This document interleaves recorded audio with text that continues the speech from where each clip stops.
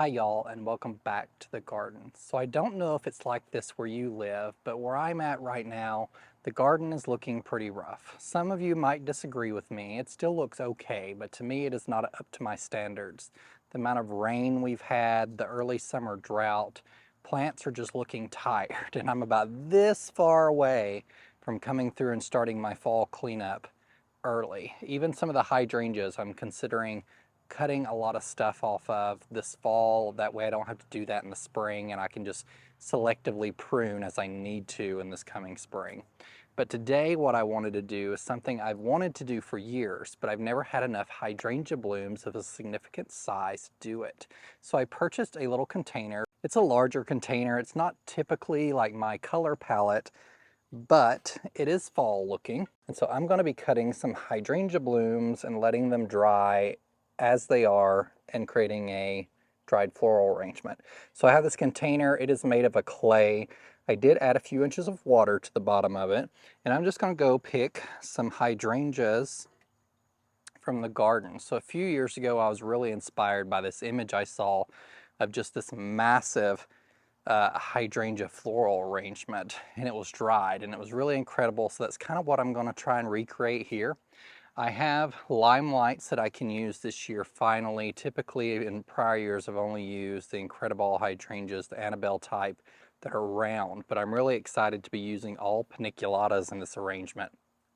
And I'm looking for, because I have some different color variation this year, I'm thinking about doing a couple layers like a cake. So Limelight and then maybe Limelight Prime, because they're a little pinker in the next layer, alternating up. I may throw some Bobo hydrangeas in there or some Firelight Tidbit, because those are also very pink. But I'm just going to go around because some of my hydrangeas are really droopy from all the rain we've had and they didn't recover very well. So this is going to be kind of a jump on my fall cleanup and also allow me to have something beautiful for this fall in the home and that can last for years to come, because if you do your hydrangea arrangements well, they can stay around for several years. I've got several hydrangea arrangements in my house now that I created several years ago, and they're just now starting to look a little worn over time. So let's get started. I'm going to go collect a variety of hydrangeas, and then I'll show you what those look like and why I selected them.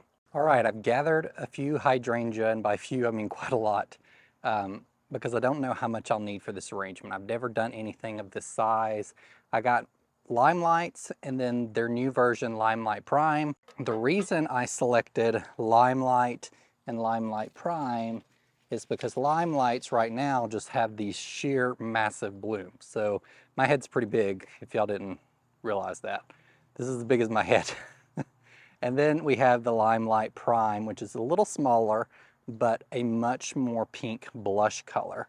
And I think those next to each other in the arrangement will look nice. Now I don't have as many of these. I've only got 2 Limelight Prime in my garden, and this is only their second year. This is really their first year in the ground. I grew them on in containers last year to bulk them up a little bit. And so the blooms aren't as big as Limelight. They may be in future years, and the blooms themselves are just smaller all over. And so I cut off the biggest blooms that I had. I may have to go gather a few more.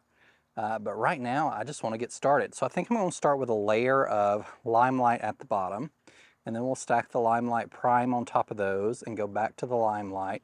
I do have the Firelight Tidbit, which are pretty much the same color as these, so I don't know that I'll be cutting on those. They also don't have as long as stems.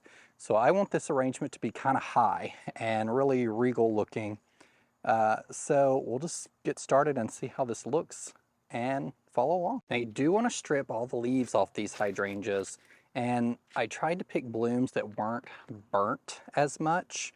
They are not quite completely papery. I'm afraid that if I leave them so they're papery, that they would burn. And so I tried to select blooms that weren't burned to the extent I had some, and if I do have any that are burnt, I'll try and face them downward. But we're just going to cut these blooms off, or these stalks off at an angle so they get more water, and line them up around the edges here. I'll have to figure out what my depth is. And then they might want to tip out a little bit until I get several of them going. You do want to remove all the leaves. If you don't, those will just dry up, shrivel up, and make a mess. Some of these blooms have much more pink on them, as you can see, than others, which is nice. This is really the first year that I've experienced some of my panicles actually turning pink rather than turning brown. Limelights, if they don't get enough water, like a lot of other hydrangeas, they just turn brown. And so it takes them a couple years in our area. And I'm not just pouring tons of water on them either. I want them to search out for water and grow well. And then after a couple years, they'll do a much better job of keeping their color. They still require a little supplemental watering though. So I could probably get away with 4, but I'm gonna try and squeeze as many as I can in here, because like I said, I want this to be really like a statement piece for the center of the table this fall.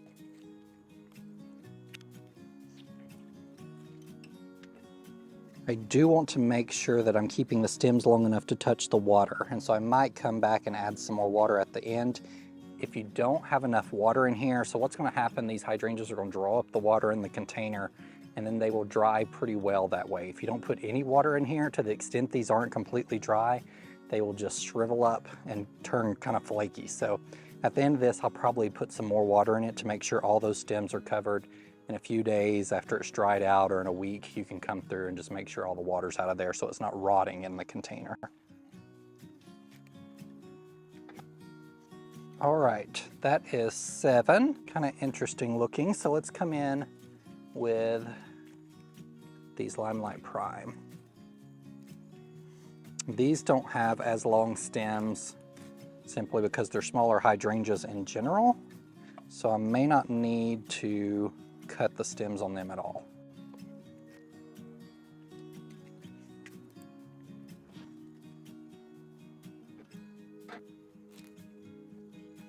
All right, so I'm going to gather a few more of these just so I can have a complete layer of these pink, and then we'll come back around with the Limelights.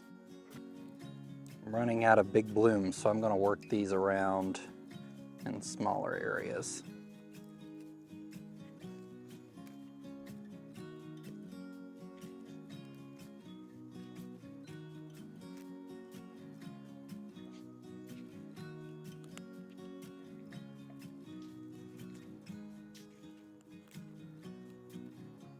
This one's a little burnt, so I'm going to turn it inside, so you probably won't be able to see it when I'm done. It'll be facing towards the center of this arrangement, but if it looks bad, I'll just replace it with another.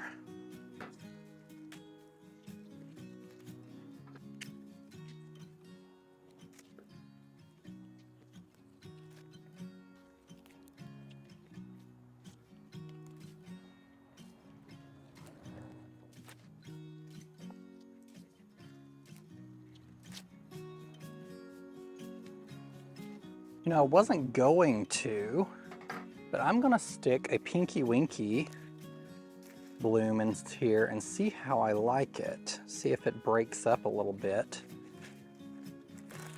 But if I don't like it, I'll just remove it.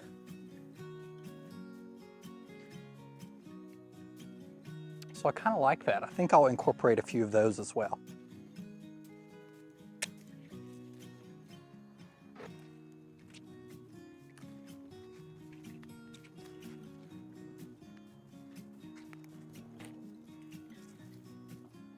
All right, we'll finish with the Limelight. Limelight has the longest stems, and so as I'm getting to the top of these, or this arrangement's becoming really high, I just want to make sure all the stems are in the water.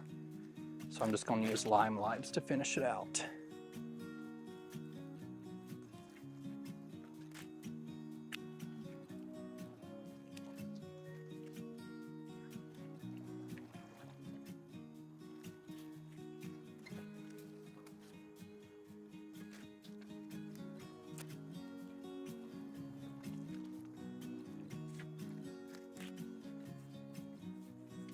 All right, and that's it. Let me pick it up. I imagine it's pretty heavy. I'm gonna add some more water to it because I don't want all of these blooms drying out. But it is certainly a statement piece. All right, everyone, thanks for joining me. And remember, in a world full of hate, be a light. Take care.